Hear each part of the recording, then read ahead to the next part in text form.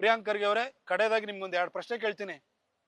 SM. Krishna ಅವರು ಈ ರಾಜ್ಯದ ಮುಖ್ಯಮಂತ್ರಿ ಆಗಿದ್ದಾಗ ಇಡೀ ನಮ್ಮ ಏನು ಕಲ್ಯಾಣ ಕರ್ನಾಟಕ ಇದೆ ಆ ಭಾಗದಲ್ಲಿ ಸೆಂಟ್ರಲ್ ಇಂಡಿಯಾದಲ್ಲಿ ಚರ್ಚ್ಗಳ ಮೇಲೆ ದಾಳಿ ಆಯಿತು.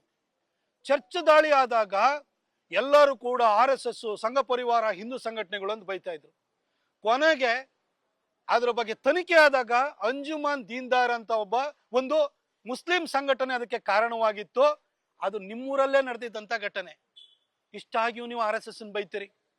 ಇನ್ನೊಂದು ಕೇಳ್ತೀನಿ ನಿಮಗೆ, UN ಡೆಸಿಗ್ನೇಟೆಡ್ ಟೆರರ್ ಆರ್ಗನೈಸೇಷನ್ಸ್ ಅಂತ ಇರುತ್ತೆ.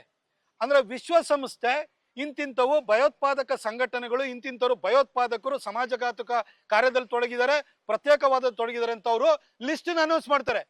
UN ಡೆಸಿಗ್ನೇಟೆಡ್ ಟೆರರ್ ಆರ್ಗನೈಸೇಷನ್, ವಿಶ್ವಸಂಸ್ಥೆ ಘೋಷಣೆ ಮಾಡಿರುವಂತಹ ಟೆರರ್ ಆರ್ಗನೈಸೇಷನ್ ಅಲ್ಲಿ ಒಂದಾದ್ರೂ ಹಿಂದೂ ಸಂಘಟನೆಗಳು, ಸಂಸ್ಥೆಗಳು ಇದಾವೆ ಹೇಳಿ ಸರ್? ಒಬ್ಬ ಹಿಂದೂ ಆದ್ರೂ ಇದಾನ ಅದರಲ್ಲಿ ಹೇಳಿ ಸರ್? ಆದ್ರೂ ಕೂಡ ಹಿಂದೂ ಸಮಾಜದ ಬಗ್ಗೆ ಮಾತಾಡ್ತೀರಿ.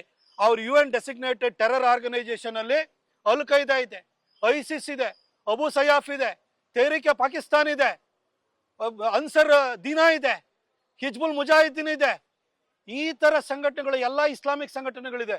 ಆದ್ರೂ ಕೂಡ ಸಮಾಜ ಒಡೆಯುವಂಥವ್ರು ಯಾರೋ ಸಂಘ ಪರಿವಾರದವರು ಅಂತ ಮಾತಾಡ್ತಿರ್ತೀರಿ. ಸರ್, ಸಮಾಜಕ್ಕೆ ಅರಿವಿದೆ, ವಿವೇಚನೆ ಇದೆ.